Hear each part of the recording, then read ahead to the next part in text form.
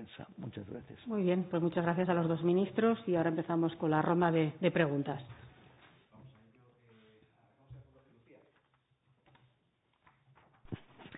Hola, ¿qué tal? Buenos días. Al ministro de Exteriores le quería preguntar por ese plan de evacuación de los españoles que están en el Líbano, si nos puede detallar un poco más cómo es ese plan y cuándo se activaría, dado que la situación se está recrudeciendo. También si los españoles que están allí se están poniendo en contacto con la embajada, qué les están transmitiendo. Y luego, por otro lado, el Partido Popular está presentando estos días la ley de conciliación, la va a registrar en el Congreso. ¿Qué les parece esa ley de conciliación? Si están dispuestos a negociar esas medidas. Gracias. Sí, muchas gracias. Sobre el plan de evacuación no voy a dar detalles por motivos evidentes de seguridad. Lo que sí les puedo trasladar es que tenemos un plan de evacuación detallado. Tenemos perfectamente localizados y situados a los españoles. Por eso indicaba en mis palabras iniciales a todos los españoles que se encuentren en el Líbano que revisen sus correos electrónicos para estar seguros de que los teléfonos móviles que nos constan, los correos electrónicos que tenemos son los correctos. Sí hay que poner en marcha el plan de evacuación, que todo el mundo reciba la información en tiempo real, que estén pendientes de las redes sociales de la embajada en Beirut, que va actualizando información. Hemos incrementado las líneas de atención telefónica a los españoles en nuestra embajada en Beirut para que puedan ponerse en contacto con mayor facilidad. A su pregunta si hay españoles que se ponen en contacto, sí, se ponen en contacto, por supuesto, muchos españoles con nuestra embajada en Beirut. Yo mismo estoy en contacto con la ministra de Defensa para, en el momento en el que tomemos la decisión política de ir adelante con el plan de evacuación, que el Ministerio de Defensa pueda poner en marcha los medios que correspondan a ello. Por lo tanto, no puedo darles detalles por motivos evidentes de seguridad. No lo hemos hecho en ninguna de las evacuaciones que llevamos realizando en los últimos 3 años. No lo hicimos en Afganistán, en Ucrania, en Níger, en Sudán, en Gaza, en Israel. Pero los españoles que están en el Líbano pueden tener la certeza y la seguridad de que en el momento en el que consideremos que las condiciones desgraciadamente se han deteriorado tanto que es necesaria la evacuación, lo haremos, como lo hemos hecho en todos esos escenarios. Y si hay algún español que por encontrarse en estos momentos en tránsito o no haberse dado de alta en los registros consulares pertinentes, pues no nos consta, por favor que entre inmediatamente en contacto con los números de la embajada en Beirut habilitados al respecto para que le podamos tener perfectamente localizado. Bien, sobre la pregunta que me trasladaba, la verdad es que resulta cuanto menos irónico escuchar al Partido Popular y al señor Feijóo hablar de políticas sociales o de conciliación. La verdad que una se pregunta cómo se habrá visto el señor Feijóo y el Partido Popular en el espejo para querer dar, si me permiten, este giro social. Sinceramente me recuerdan, y perdonen, pero me recuerdan un poco a ese meme, ¿no? De cuando haces la compra y lo que te llega a casa. ¿Qué ha pasado? ¿Qué ha pasado por el camino? Digo esto porque fíjense, escuchamos al Partido Popular hablar de los permisos de maternidad y paternidad, cuando han votado en contra de equiparar a 16 semanas el permiso de maternidad y paternidad, y no solo eso, es que además llevaron un recurso de constitucionalidad al tribunal. Nos hablan de la jornada laboral.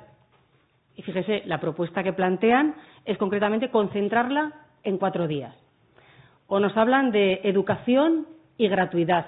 Fíjese, acabamos de conocer la primera decisión del Gobierno de Andalucía, del señor Moreno Bonilla, del Partido Popular, devolver 112 millones de euros, pero lo que es más sangrante es impedir que 12.000 familias tengan acceso a una plaza pública y gratuita de educación infantil de 0 a 3 años. O la primera medida que adoptó el señor Feijóo cuando era presidente de la Xunta, que fue eliminar la gratuidad de todos los libros de texto. Con lo cual, en materia de políticas sociales, el Partido Popular y el señor Feijóo, credibilidad cero.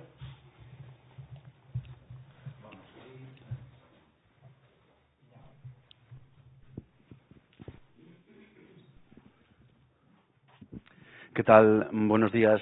Ministro Álvarez, sin ahondar mucho más en el plan de evacuación, me queda una duda. No sé hasta qué punto es seguro seguir llamando a que los españoles en el Líbano acudan a los vuelos comerciales que siguen activos cuando estamos viendo que ya hay bombardeos en Beirut. No sé si esas escenas pueden animar a esos españoles a seguirse esa recomendación. Al ministro Marlaska, sobre el nuevo registro de viajeros por el que hoteles y agentes de viaje deben aportar más datos sobre los viajeros, me gustaría preguntarles si han valorado hasta qué punto puede esto erosionar la privacidad de los viajeros y si esto se sacrifica frente a la seguridad. Y a la ministra portavoz, ayer la Audiencia de Madrid suspendió la decisión sobre la causa contra Begoña Gómez. Me gustaría preguntarle si este paso, ese episodio, afianza su opinión de un supuesto delito de prevaricación. Gracias. Bien, muchas gracias. En relación al registro de viajeros, tanto en hospedaje como también por el alquiler de automóviles, referir que el mismo tiene fijada, después de alguna prórroga por cuestiones técnicas en cuanto a la conexión de las bases de datos de los dispositivos digitales entre fuerzas y cuerpos de seguridad del Estado y también las policías autonómicas competentes, tendrá lugar el próximo 2 de diciembre.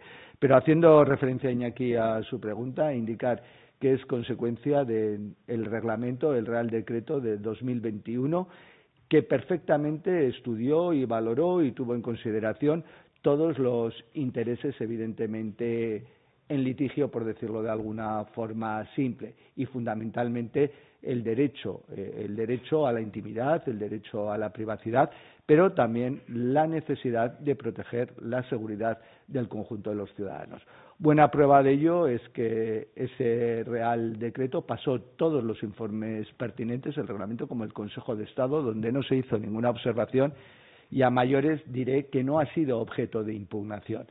Durante todo este periodo de transición para su puesta realmente en funcionamiento, no ha sido objeto de impugnación, y lo que sí hemos hecho es una labor de coordinación con los ministerios competentes al respecto y también, evidentemente, con todo lo que es la empresa y todos los obligados al cumplimiento para que su actuación, para que su cumplimentación sea efectiva, real y garantice la privacidad y la seguridad. Sí, a día de hoy sigue habiendo vuelos comerciales con 3 frecuencias semanales a España y el aeropuerto de Beirut sigue estando operativo. Por lo tanto, ese llamamiento que hacemos a los españoles que puedan, para que salgan, aunque sea temporalmente, sigue vigente y desde luego lleva ya varios días, igual que desaconsejar viajar bajo cualquier circunstancia. Bueno, sobre la pregunta que usted me trasladaba, yo me atrevería a decir, es un capítulo más, ¿no? Ya nada sorprende a nadie. Y desde luego toda la seguridad que tanto la justicia como la verdad confirmarán lo que siempre hemos mantenido, que no hay caso. Pero vayamos a los hechos, porque me parece muy importante recordar cómo parte esta denuncia de unas organizaciones ultraderechistas a raíz o a través de una denuncia formulada con recortes de prensa, buscando claramente una campaña política de acoso y derribo, fundamentalmente al presidente del Gobierno y a su entorno más próximo, una campaña política de acoso y derribo a la que se suman, por supuesto, Vox y el Partido Popular. Pero fíjese, cuando echamos la vista atrás vemos que llevamos 6 meses de instrucción pedaleando en la nada, donde además se ha solicitado un informe a la Guardia Civil, en este caso 2 informes sólidos y solventes, donde trasladan lo que venimos diciendo desde el primer momento, que no hay caso, donde la propia Fiscalía ha solicitado ya el archivo del caso y, por tanto, pues, como le decía, estamos seguros que la justicia y la verdad pondrá las cosas en su sitio en este no caso.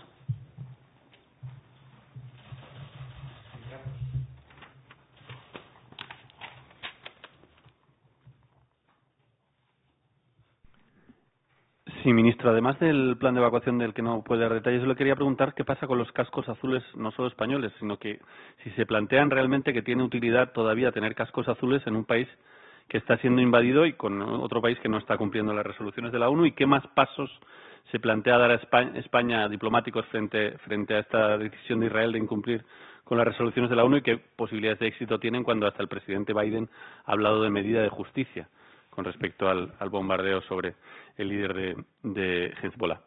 Al ministro Marlaska le quería preguntar, a ACNUR, la ONU, ACNUR le está pidiendo que autorice la entrada de los saharauis que están en Barajas en lugar de expulsarlos. ¿Por qué no les dan asilo? ¿Qué va a pasar con estas personas? Y luego ya, en sentido más general, estamos viendo ya un nuevo naufragio en el Hierro. Puede haber otras 60 víctimas. El sábado parece que hubo otros 60 muertos. ¿Qué está fallando para que haya tantos muertos en este momento y qué puede hacer España para evitar este número de muertos tan brutal? Y a la ministra, la portavoz, ¿cuánto tiempo se dan ustedes para pactar la senda de estabilidad que antes de llevarla al Congreso? Porque desde Hacienda nos decían no podemos tardar mucho porque las comunidades están esperando para tener esa senda. ¿Cómo van las negociaciones con Junts? ¿Qué plazo tienen? Y de lo de Begoña Gómez, si acaso un detalle, si están pensando ampliar la querella por prevaricación o van a ir a más o algo por el estilo. Muchas gracias, ministra. Gracias, Carlos, por las preguntas. En relación a la primera de las cuestiones relativas a las personas solicitantes de protección internacional en el aeropuerto de Barajas a las que ha hecho referencia, indicar que nuestra comunicación, coordinación y cooperación con ACNUR es permanente en todo caso. Yo quiero recordar, como nuestra Oficina de Asilo y Refugio tiene una historia de más de 30 años y su objetivo prioritario y principal es garantizar, evidentemente, los derechos humanos y las libertades fundamentales, así como el derecho al acceso a la protección internacional de toda persona solicitante, caso de que proceda. Se trabaja de forma individual, como no puede ser de otra forma, sobre cada uno de los casos, se estudia de una forma detenida y se resuelve. Y no podemos olvidar que luego está también la actuación del Poder Judicial, quien en su caso también resuelve y reexamina cualquier resolución que se dicte. Con lo cual, la resolución que se dicta es la resolución que se entiende desde un punto de vista de aplicación estricta del derecho internacional, del derecho humanitario, lo procedente en relación a ser o no ser acreedor de la protección internacional conforme al Convenio de Ginebra. Y en esos sentidos, y siempre vuelvo a decir, con la tutela final y definitiva del Poder Judicial. En relación a la segunda de las cuestiones que planteas, tragedias realmente sangrantes, diría, y en primer lugar la solidaridad del Gobierno con todas las familias de todas estas personas, de todos estos migrantes naufragados fallecidos.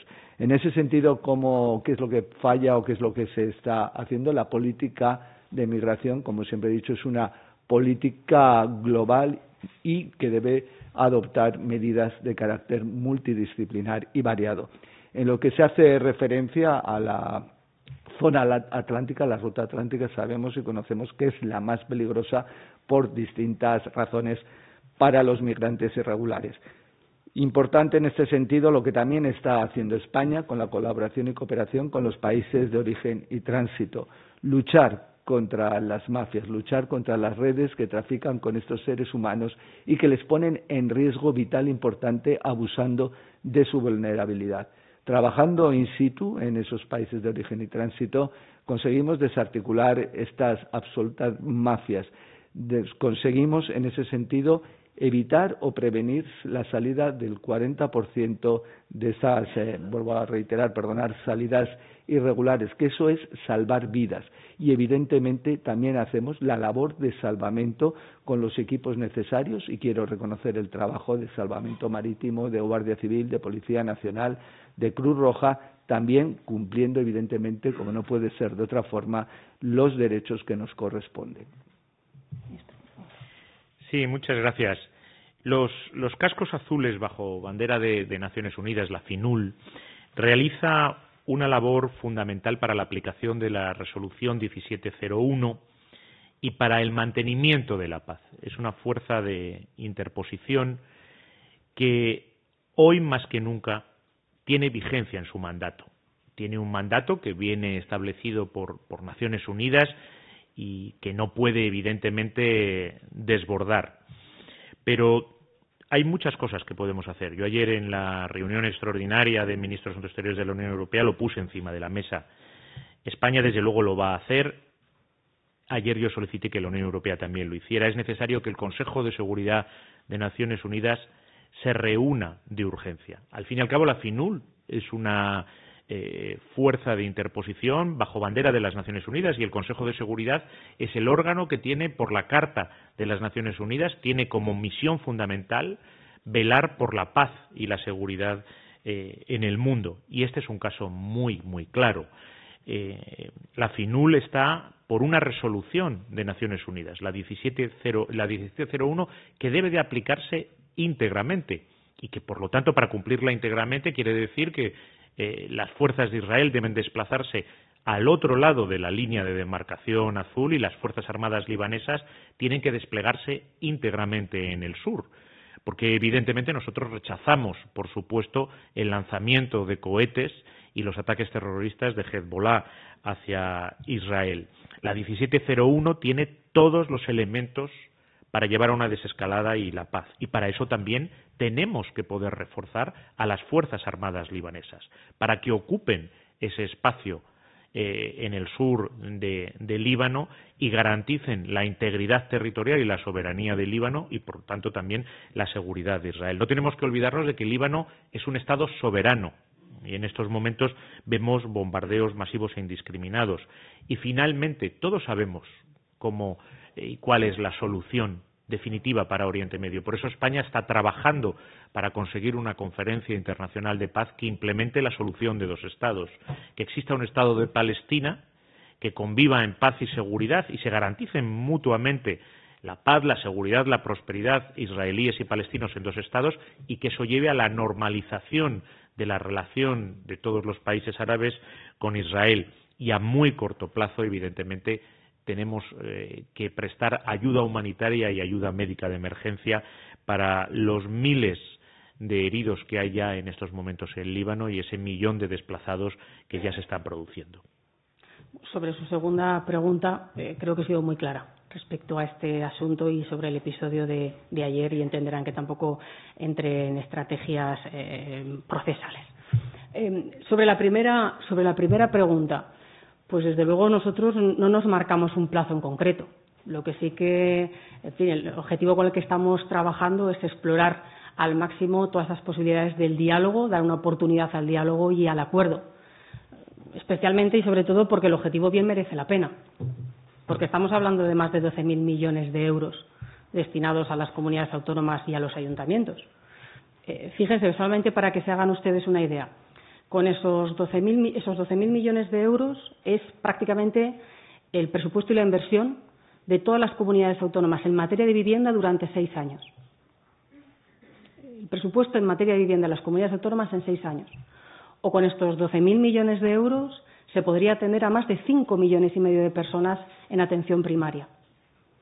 O con este importe tan importante podrían, desde luego, las comunidades autónomas atender al salario de maestros y profesores durante algo más de un año. Por tanto, creo que el objetivo merece la pena. Son más de 12.000 millones de euros de recursos destinados a consolidar y a mejorar las principales políticas públicas, la educación, la sanidad, el bienestar social, si me permiten, en general.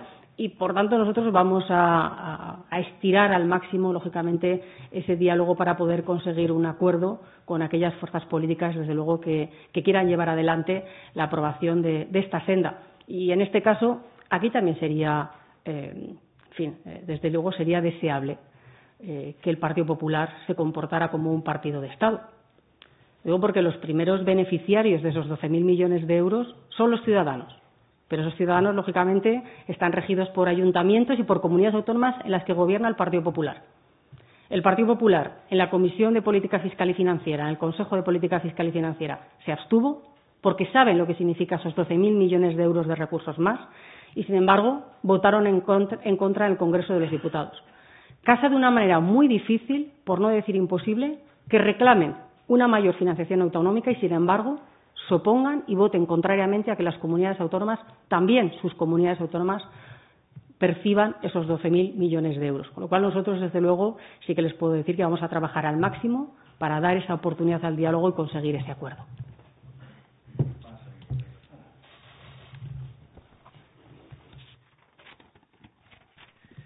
Gracias, ministros. Portavoz, buenos días. Empiezo por la portavoz, señora Alegría. Nos ha anunciado los primeros pasos de esa comisión encargada del Plan de Acción por la Democracia. Quería preguntarle por qué no se ha incluido una reforma de la ley que regula el ejercicio del alto cargo y que podía clarificar algunas cosas y, en todo caso, si está en los planes futuros del Gobierno para esta legislatura. En segundo lugar, al ministro del Interior, señor Marlaska, usted es juez en excedencia, por tanto, ha pertenecido al Poder Judicial antes que al Ejecutivo. Quería preguntarle si le parecen convenientes las críticas que se están virtiendo desde el Poder Ejecutivo sobre algunos jueces y tribunales con nombre y apellidos. Y, por último, al señor Álvarez, la vicepresidenta segunda y socia minoritaria del Gobierno, la señora Yolanda Díaz, acaba de decir que la violación del derecho internacional es la forma de estar en el mundo del régimen de Netanyahu. Quería saber si esta es la postura del Gobierno o es una opinión individual. Gracias. Pues, ministro. Muchas gracias, Ana, por la pregunta. Pues, en base a todas esas razones que expones, entiendo que todo poder del Estado y, por lo tanto, cualquier integrante de un poder del Estado en el ejercicio de sus funciones, y en este caso un juez en el ejercicio de sus funciones, y realmente analizando las mismas, cualquier resolución puede ser objeto de crítica, disconformidad, siempre en los parámetros del respeto de la educación interinstitucional, pero no en esos términos. Obviamente, creo que todo poder del Estado, y en este caso el Poder Judicial, y en este caso cualquier juez ejercitando el Poder Judicial, cualquier resolución, puede ser objeto de la crítica por parte de cualquier otro poder del Estado, manteniendo evidentemente la independencia de unos y otros, y yo creo que eso es salud democrática. Lo contrario me preocuparía si no sería factible la crítica, en este caso, a cualquier resolución judicial, vuelvo a decir, dentro del parámetro del respeto. Sí, buenos días. No conocía esas declaraciones que, según me dice usted, acaban de producirse ahora. Dos cosas de manera genérica. Evidentemente, la política exterior de España la marca el ministro de Asuntos Exteriores con el presidente del Gobierno en España y en cualquier país.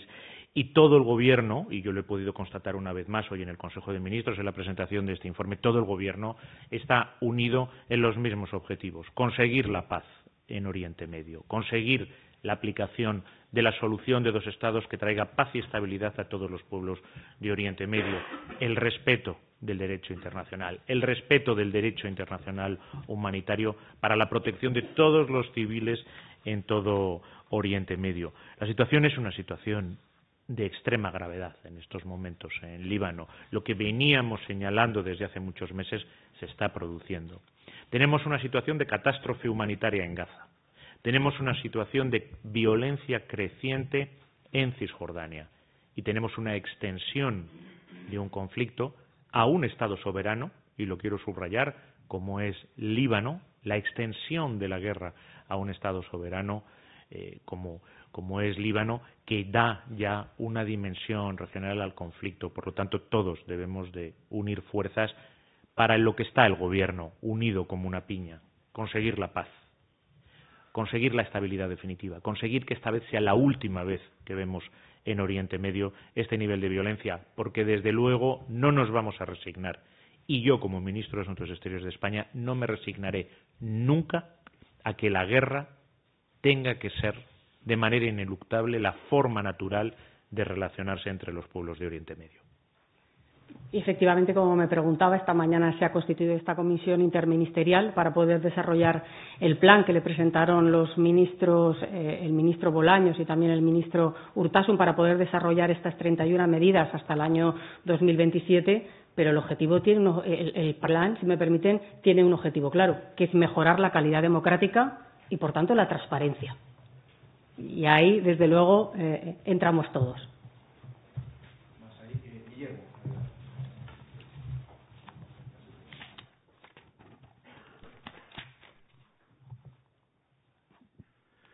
Gracias.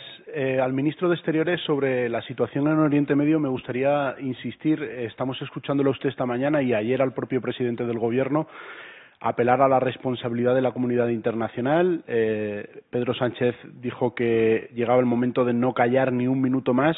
Querría saber exactamente qué países son, según el Gobierno, los que deberían tener una actitud más responsable respecto a lo que está ocurriendo en Oriente Medio, o qué países están callando. Si creen ustedes que Estados Unidos está manteniendo una actitud responsable ante los ataques de Israel sobre otro país soberano.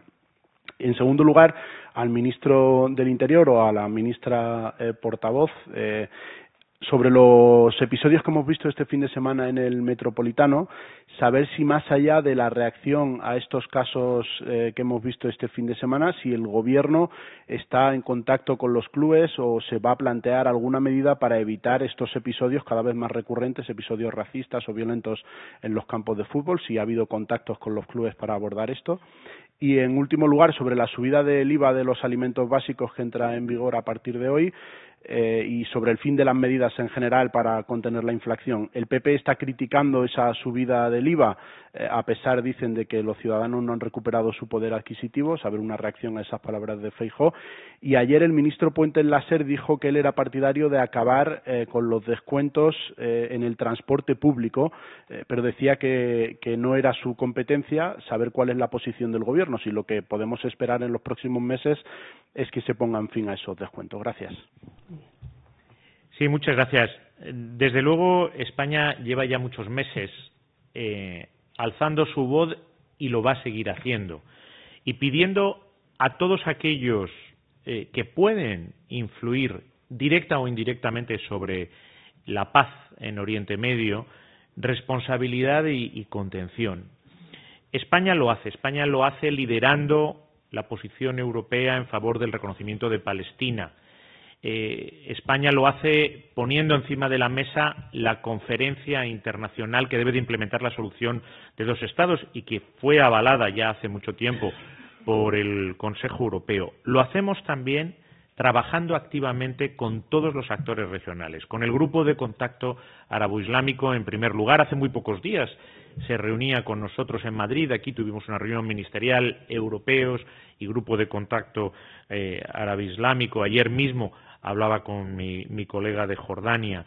Por supuesto, en el encuentro que mantuve en Naciones Unidas el jueves pasado con mi nuevo colega iraní, le pedí responsabilidad, le pedí contención también con los grupos que son afines, con Hezbollah, con los hutis, con los grupos chiitas en Irak, porque nos estamos ya enfrentando a una guerra de proporciones regionales que puede desbordarse y, por lo tanto, todos debemos de tener responsabilidad de contención y, en primer lugar, a quien pedimos que actúe es al Consejo de Seguridad de Naciones Unidas. No olvidemos que en estos momentos, en la línea azul, en la línea de demarcación, hay una fuerza de interposición de Naciones Unidas, al frente de la cual está un general español. Y está ahí porque existe una resolución del Consejo de Seguridad de Naciones Unidas y porque el Consejo de Seguridad de Naciones Unidas es el órgano que tiene como función fundamental velar por la paz y la seguridad mundiales, y son, en primer lugar, los países miembros del Consejo de Seguridad de Naciones Unidas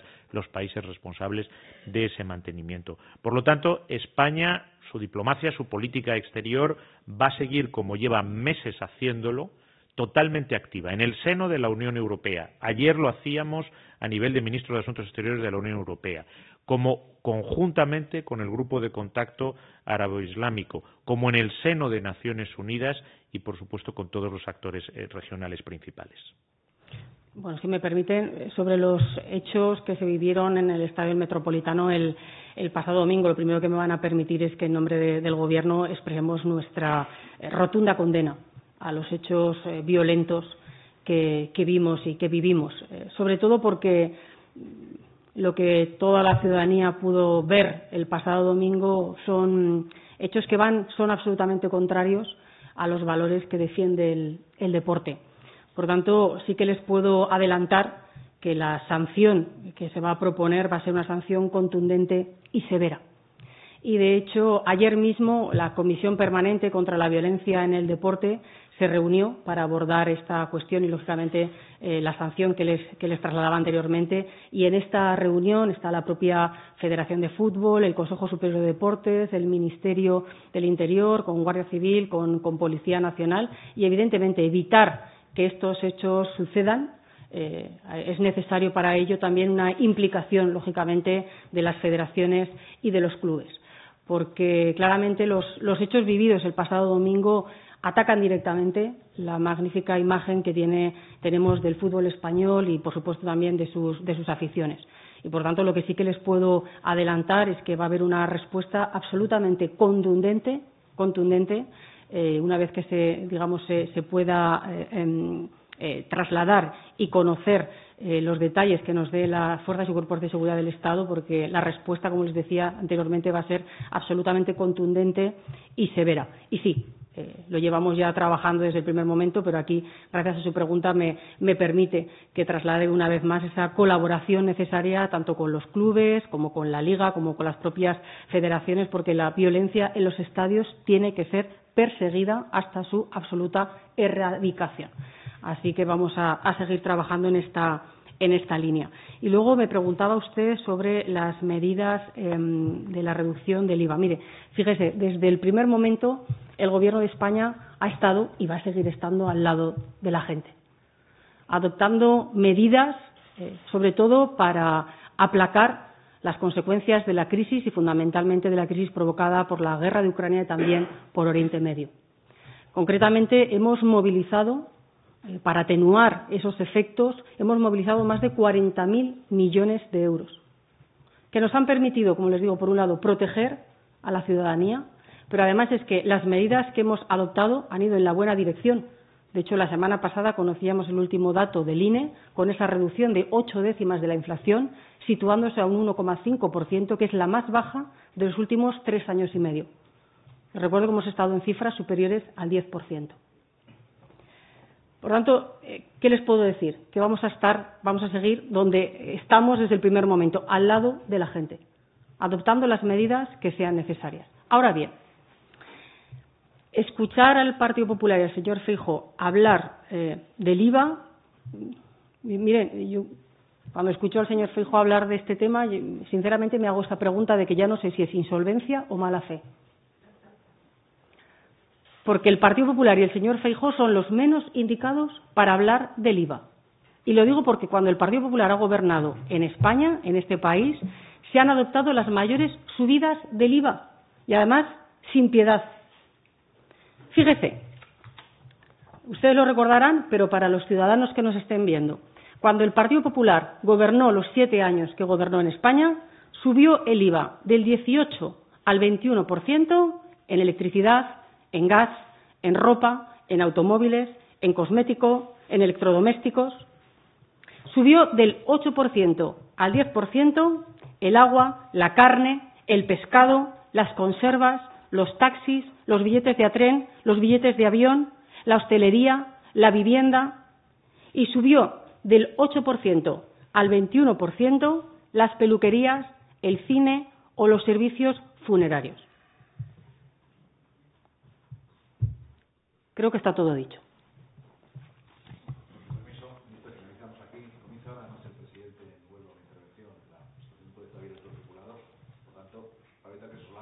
Muy bien. Pues muy bien. Muchas gracias. Buenas tardes.